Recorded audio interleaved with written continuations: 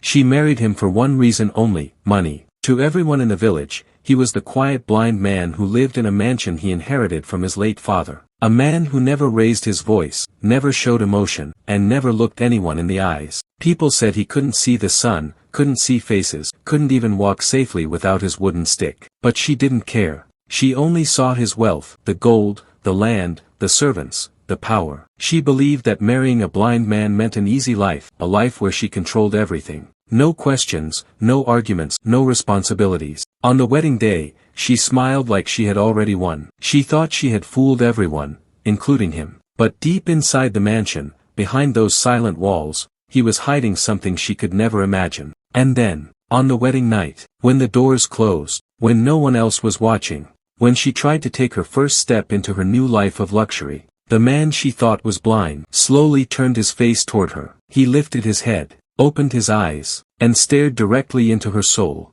Eyes full of secrets, eyes full of power, eyes that had been watching her, long before the wedding. In that moment, her heart froze, because she realized the truth. He was never blind. He had been pretending the whole time. But the real shock wasn't that he could see. The real shock was why he hid it. And what he revealed next would change her life forever. In the heart of Makalani village, where red earth met golden horizons, lived a woman named Zuri, famous for her beauty, her confidence, and her greed. Zuri didn't want an ordinary life. She didn't want a small house, a simple husband, or daily struggles like everyone else. She wanted wealth. She wanted power. She wanted to live like the queens in the stories her grandmother used to tell. But reality was different. Her mother sold vegetables in the old market. Her younger brothers worked on farms. And Zuri refused to work at all. Why sweat under the sun, she would say, brushing her braided hair proudly, when a woman like me deserves the life of royalty? Her mother would sigh. Zuri, beauty does not cook food or build a home. But Zuri didn't listen. To her, beauty was currency, and she planned to use it. One evening, whispers spread through the market like wildfire. Did you hear? The wealthy merchant, Mosi, has returned to the village. He is blind now, but richer than ever. Zuri froze. Mosi? The same man who once left the village with nothing but a bag of hope. The same man who returned years later owning caravans, lands, and gold mines. She turned toward the gossiping women. Blind, you say? She asked, trying to hide her excitement. Completely, a woman replied. They say he can't even see daylight anymore. Yet he is looking for a wife, another added. A companion to help him since he has no children. Zuri felt her heart race. A blind man, rich, lonely, needing a wife. It was perfect. A sly smile touched her lips. Where is he staying? She asked. In the big compound near the river, the woman said. But be careful, Zuri. A man may be blind, but his heart is not foolish. Zuri laughed softly. Let his heart be wise. As long as his eyes cannot see, I will be the perfect wife. She walked away with confidence in her steps and greed in her eyes. At sunset, she approached Mosi's massive compound, the largest in Makalani. Servants carried baskets of fruit. Cattle wandered freely. Gold-trimmed furniture decorated the porch. Everything screamed wealth. She paused at the gate, straightened her dress, and entered with the sweet voice of an angel. Greetings. I've come to offer my help to the great Mosi. The guards looked at her up and down. Help with what? One asked. His loneliness, she replied with a gentle smile. Moments later, she was escorted into a dimly lit room. There he sat, Mosi, tall, strong, handsome, and yes, his eyes were white and unfocused. He looked much younger than she expected. He turned his head toward the sound of her footsteps. Who is there? His voice was deep, calm. Zuri moved closer, lowering her tone. My name is Zuri, she whispered. I heard you needed someone to care for you. Mosi smiled sadly. Many care for my wealth, but very few care for me. Zuri touched his hand gently. Then let me be the first. He paused for a long moment. You have a warm voice, he said. But voices can lie. Zuri leaned in and said softly, I want to be your wife. The room fell silent. Even the guards at the door turned to look. Mosi raised his blind eyes. My wife? He repeated. Yes, Zuri said sweetly. I can cook for you, guide you, protect you, love you. Mosi's lips curled into a thoughtful smile. Love is a big word. Zuri gently squeezed his hand. I can give you the happiness you deserve. But what she truly meant was, give me the life I deserve. Within 1 week, preparations began. The village erupted in gossip. Zuri is marrying the blind rich man. That girl is smart. But does she love him? or his gold. Zuri didn't care. She walked through the village like a queen already crowned. Mosi provided everything. Clothes, jewelry, servants, even a new house being built near the river. The night before the wedding, Zuri whispered to herself in the mirror. Tomorrow, I become the richest woman in Makalani. She didn't know. She had already stepped into a trap. Their wedding was the grandest the village had ever seen. Drums thundered. Dancers swayed. Villagers feasted. And Mosi sat proudly beside his new bride, his blind eyes glowing under the torchlight. After the celebrations, Zuri led him into the marriage house. She watched as he moved carefully with his walking stick. She smiled slyly. Sit, my husband. I will take care of everything. Mosi sat, calm as the moon. Zuri walked around the room, opening drawers, checking cupboards, feeling the weight of gold items, mentally calculating her future. Then she said, "You don't ever have to worry again. I will guide you, forever." Mosi tilted his head. "Are you sure?" he asked. "Yes," she replied quickly. "Why would you ask?" Mosi raised his head slowly. And for the first time, Zuri felt something strange about his blind eyes. He smiled. A smile too confident for a blind man. "Because, Zuri, if you plan to guide me forever." He opened his eyes wide. The room froze. His eyes were sharp, focused, alive, clearly seeing her perfectly. Zuri stumbled backward. What? You can see." Mosi stood up slowly, towering over her. "I was only blind to the intentions of others. But not to yours." Zuri's heart dropped. Her perfect plan had just shattered. Zuri couldn't breathe. Her husband, the man she thought was blind, the man she planned to manipulate, the man she expected to obey her every word. He stood before her with eyes wide open, burning with intelligence and strength. Not a hint of blindness, not even a flicker. Zuri's voice trembled. "Mosi, why did you pretend?" Mosi walked slowly toward her, each step echoing like a heartbeat of doom. "Sit down, Zuri." His voice was calm. Too calm. Zuri didn't move. Her feet were cold, rooted to the polished floor of their marriage house. Mosi raised a brow. "I said, sit." The authority in his voice made her knees weaken. She sank onto the cushioned stool. Mosi sat across from her, folding his hands like a man who had waited years to speak these words. He leaned back. "Let me tell you a story. The real story behind these eyes you thought could not see." Zuri swallowed hard. Mosi looked toward the open window where moonlight spilled in. His voice dropped, deep and haunted. "Years ago, before I became wealthy, I worked for a man richer than kings. His name was Chief Baruti." Zuri recognized the name instantly. Everyone did. Chief Baruti was a legend. His wealth was almost mythical. Mosi continued. "I was young, hopeful, ambitious, and I fell in love with his only daughter, Nakia." Zuri's stomach twisted. She had not expected this. "We were planning to marry," Mosi said, eyes darkening. "But Chief Baruti hated me. To him, I was just a poor boy. A threat." Zuri leaned forward despite herself. "One night, his men came for me. They tied me, dragged me into the forest, and put poison in my eyes." Zuri gasped, covering her mouth. "He wanted me blind so I could never look at his daughter again." He paused, letting the weight of the words settle. "I almost died. But a healer found me and saved my sight, partially." Zuri blinked. "Partially?" Mosi looked directly into her eyes. "I cannot see bright light properly. My eyes hurt when the sun is strong. But I see everything in dim light, perfectly." Zuri stared at the lamps in the room, dim and warm. He had seen her.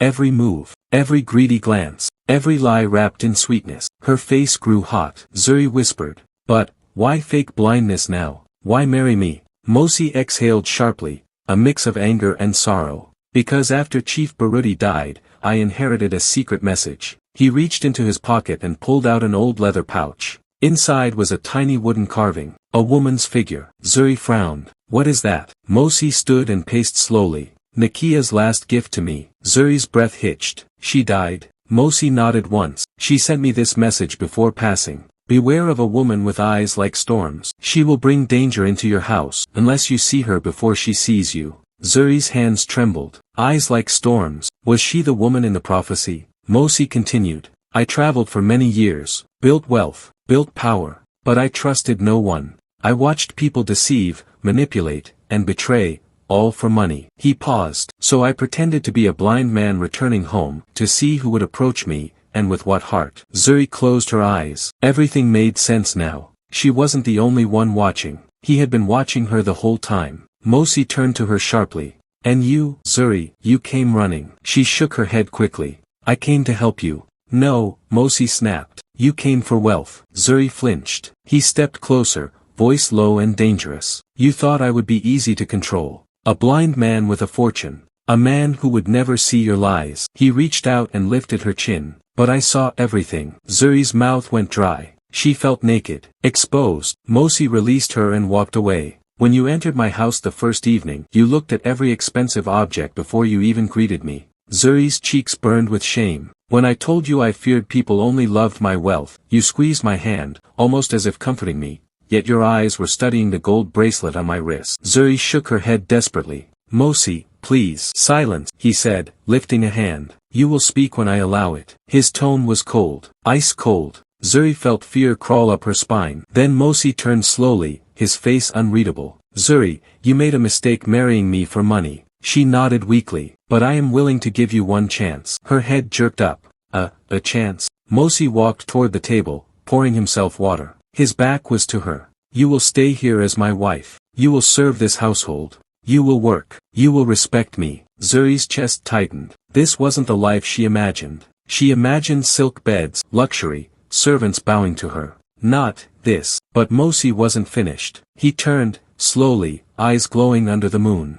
And if you pass the test I set for you. He paused, letting her heart pound. Then you will earn a place in my wealth. Zuri blinked. A test? What kind of test? Mosi smirked, a dangerous, knowing smirk. A test of loyalty. A test of sacrifice. A test of truth. He stepped closer until he stood directly before her. If you fail. He leaned down slightly. I will send you back to your mother with nothing but the clothes on your back. Zuri felt her world tilt. This was not the plan. This was not the future she imagined. She whispered. And if I pass? Mosi let out a low breath. Then you will inherit everything I own. Her heart skipped. Everything. Everything, he repeated firmly. Zuri nodded slowly. She could do it. She had to do it. She would win this test, no matter what. But then Mosi said something that chilled her blood. The test begins tomorrow at sunrise. He walked past her. And Zuri. She turned nervously. Yes. Mosi looked over his shoulder, eyes sharp as knives. If you think you can deceive me again. He smirked darkly. Remember one thing. He stepped closer, whispering near her ear. A man who pretends to be blind sees more than everyone else. Zuri did not sleep that night. How could she? Every time she closed her eyes, she saw Mosi's face. Those sharp, burning eyes that were never blind. She remembered his voice, steady, merciless. The test begins at sunrise. Zuri lay awake in the darkness, terrified of what morning would bring. Would he punish her?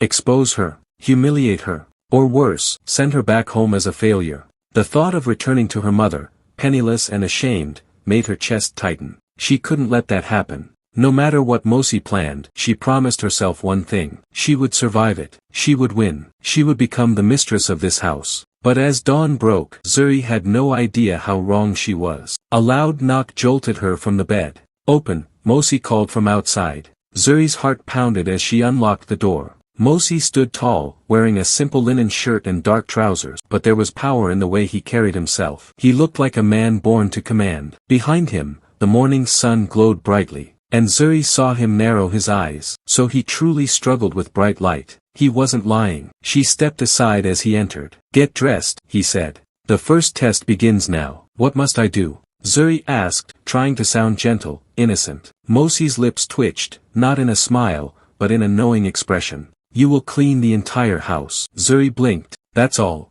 That's all, he repeated. Her confidence returned. Cleaning. She could do that. It would be hard, yes, but it was nothing compared to losing this wealthy life. She bowed her head respectfully. As you wish, husband. Mosi's eyebrow lifted slightly at her obedience, but he said nothing. Then he added, oh, and Zuri. He paused at the door. You must not ask for help. Her stomach dropped. This mansion was huge, larger than anything she had ever seen. Polished floors, carved wooden stairs, towering ceilings, dozens of rooms. Cleaning it alone would take days. But before she could protest, Mosi gave the final blow. You must finish before sunset. Zuri's breath hitched. Before sunset? Yes, he said. Every room, every step, every corner. He stepped closer and whispered. A woman who wishes to manage a wealthy home must first know what the work feels like. Then he walked away, leaving her speechless. Zuri tied her hair back and placed a cloth over her nose. Dust filled every corner, places she had never bothered to look at.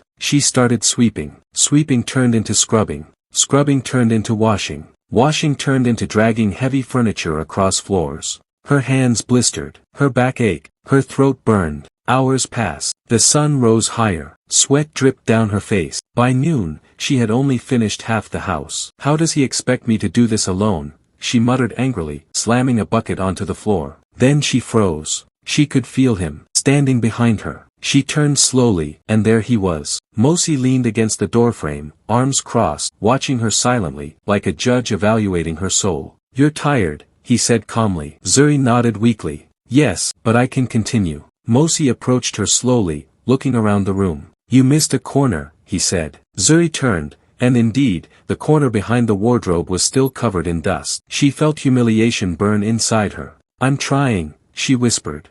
"I know," Mosi replied, "but effort means nothing without precision." Zuri bit her lip, forcing back the anger. He leaned closer. "You wanted my wealth, Zuri. Now you must learn what it takes to keep such a life." She wanted to scream. She wanted to throw the bucket at him. But she bowed her head. "Yes, Mosi." Something flickered in his eyes, surprise, respect, but he said nothing more. "Continue," he ordered softly. Then he left. By late afternoon, Zuri had finished every room except the long hallway upstairs, the longest part of the house. Her knees hurt with every step. Her fingers were swollen and red. Her hair was stuck to her face with sweat. But she kept going. She had to. If she failed this test, she would lose everything. And Mosi, he would never see her as more than a greedy woman. Zuri didn't know why that suddenly mattered so much. She didn't want him to hate her. As the sun touched the horizon, she scrubbed the final tile, and collapsed onto the floor, panting. But she had finished. All of it, every inch. Her vision blurred. Her arms trembled. But the work was done. She heard footsteps behind her. Mosi. She didn't even have the strength to lift her head. He walked slowly, inspecting the floors with his fingertips. Silence. Then, "You did well." Zuri's heart fluttered with relief. But Mosi wasn't finished. "Stand," he said. She tried, but her legs buckled. Mosi reached out instinctively, grabbing her arm to keep her from falling. Their eyes met. For the first time, Mosi's expression softened, just a little. "Why didn't you give up?" he asked quietly. Zuri looked away. I don't want to fail." "Fail what?" "Your test," she whispered. "I can't leave this place. I can't go back home and become a burden again. I want more. I want a chance." Mosi studied her face. For the first time since they married, he saw honesty, raw and painful, in her eyes. "Very well," he said softly. "You passed the first test." Zuri closed her eyes in relief. But when she opened them, Mosi was no longer looking gentle. His eyes hardened again. As for the second test, he stepped closer, voice dropping lower. "It will reveal whether your heart is still chasing gold, or something else." Zuri swallowed. Something else? What else was there? Before she could speak, Mosi walked toward the stairs. "Rest tonight," he said without turning back. "You will need your strength." Then he paused. "And Zuri?" She looked up. "Yes." Mosi's voice dropped to a chilling whisper. "The second test will break you.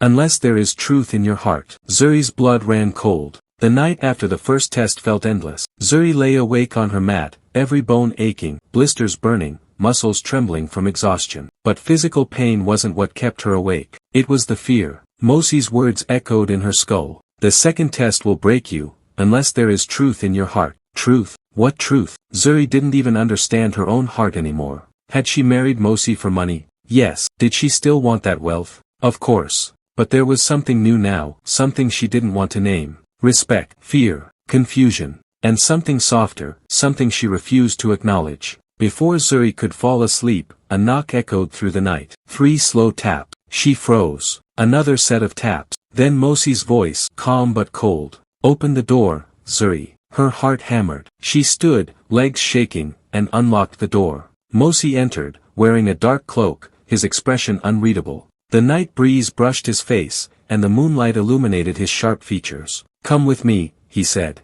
"Now." "It's the middle of the night." "Yes," he replied. "The second test begins now." Zuri swallowed hard. "Should I bring anything?" "Just your courage." Mosi led her outside, past the courtyard, past the water well, and through the tall iron gate that opened toward the forest. The wind whispered through the trees. Owls hooted. Branches creaked. Zuri hesitated. "Mosi, where are we going?" He didn't turn. "To the place where loyalty is measured," he said. They walked deeper and deeper, the trees swallowing the moonlight. The world turned darker, colder. Finally, they reached a clearing, a circle of earth lit only by a single lantern hanging from a branch. Beside the lantern sat a large wooden chest. Zuri stared at it. "What is this?" Mosi stepped forward. "This," he said, "is the test of sacrifice." He walked around the chest like a man circling a truth he had avoided for years. "You want my wealth," he said slowly. "You want the life that comes with my name. But such a life demands loyalty. It demands sacrifice." Zuri forced herself to stand straighter. "What must I sacrifice?" Mosi opened the chest. Zuri gasped.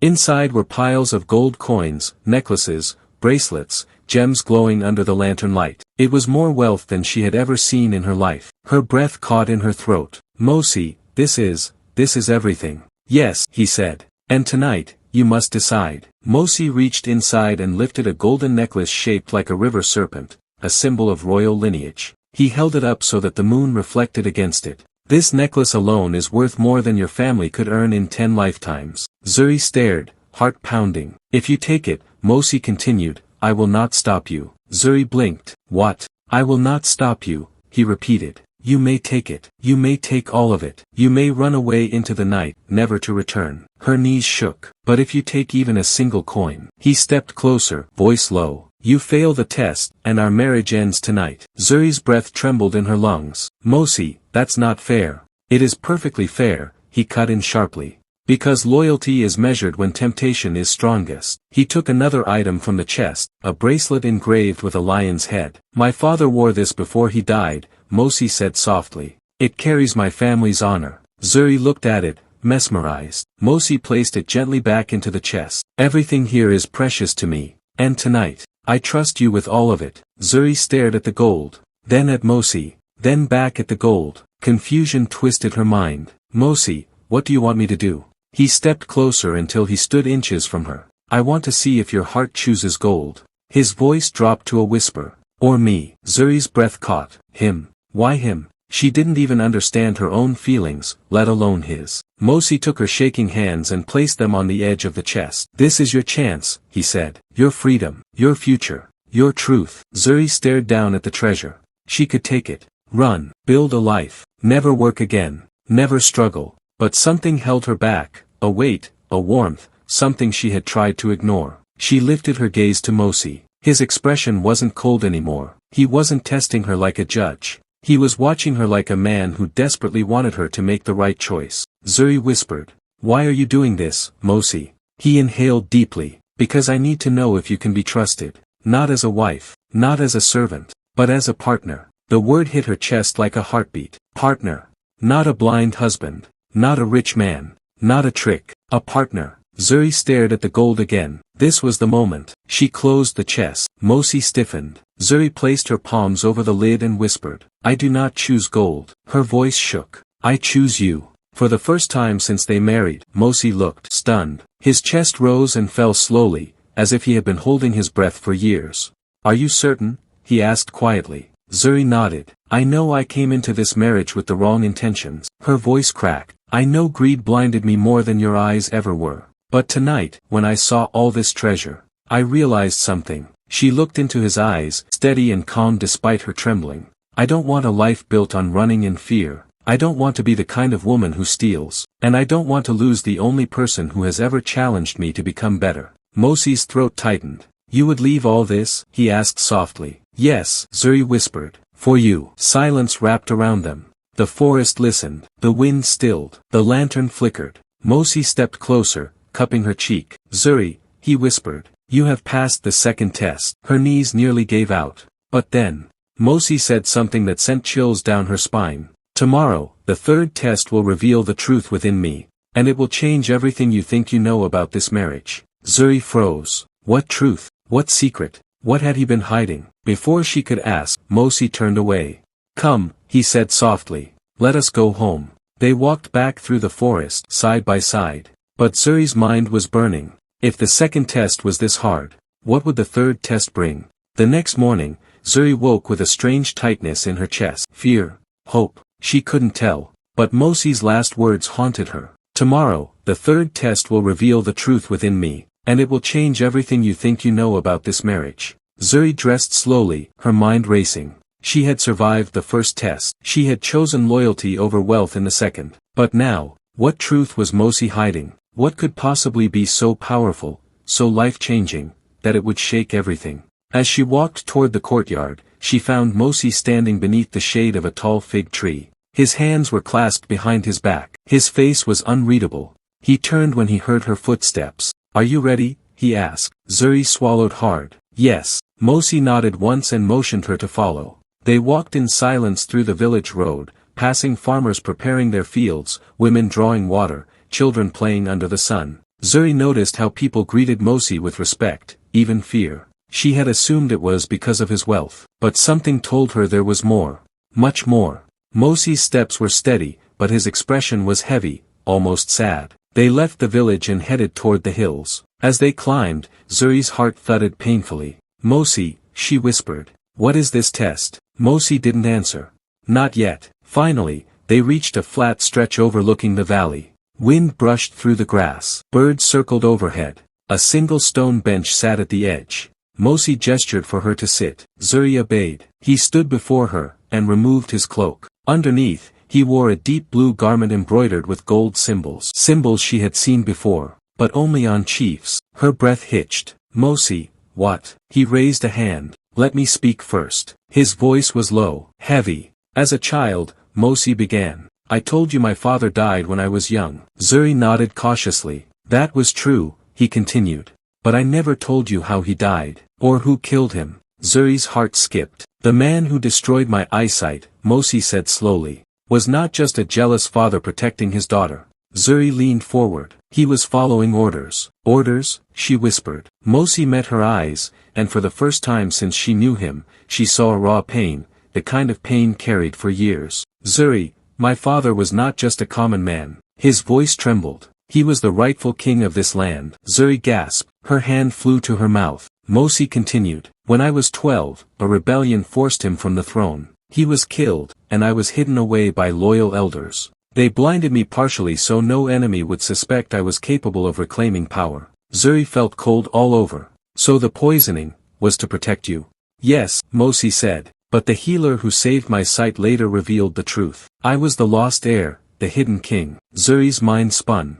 Her husband, the blind man she married for money, was actually a king in hiding. She stared at him in disbelief. Why did no one tell me?" Mosi knelt slowly before her. "Because I needed to know who you truly were," he said. "Women came to me in the past, dozens, all pretending to love me, but their eyes always drifted to my wealth, my status, my future throne." He looked into her eyes deeply. "Then you came." Zuri looked away in shame. "I came for the same reason," she whispered. "For money." Mosi smiled faintly. "No. You came because you were desperate. That is different." He gently lifted her chin. "But when I tested you with wealth, you chose to walk away." Tears gathered in Zuri's eyes. "So what is the third test?" she asked quietly. Mosi stood and took a step back. "This," he said softly, "is the third test." Zuri blinked. "This? What do you mean?" Mosi inhaled deeply. "Zuri, I am not just wealthy. I am not just a man who pretended to be blind." He clenched his fist. "I am the rightful ruler of this land.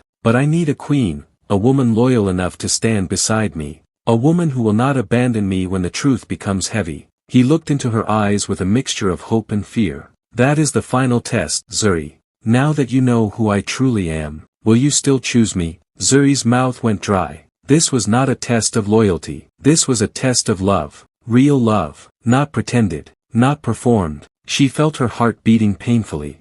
"Mosi," she whispered, "I don't know if I deserve to be your queen." Mosi stepped closer. "You don't need to deserve it," he said softly. "You just need to choose it." Zuri's eyes filled with tears. She thought of her past greed, her desperation, her mistakes, but she also thought of the man standing before her. The man who despite everything, believed she could change. Slowly, Zuri stood. Her voice trembled. "Mosi." She placed her hands on his chest. "I choose you. Not your wealth. Not your throne. You." Mosi closed his eyes, as if hearing the words he had waited years for. He pulled her into his arms. For the first time since their marriage, they embraced like two souls meant for each other. When Mosi opened his eyes again, they glistened. "You have passed every test," he whispered. "You have proven loyalty, sacrifice, and truth." He cupped her face gently. "Zuri, from this day forward, you will not be my burden. You will be my strength, my partner, my future queen. Zuri exhaled shakily.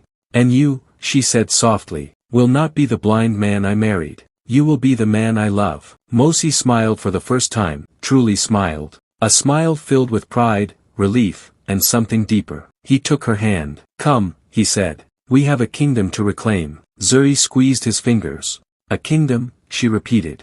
Mosi nodded. They must meet their new queen. Zuri's heart raced, but this time, it wasn't out of fear. It was out of destiny. Their next journey begins, a queen and a hidden king walking back toward the throne fate once stole.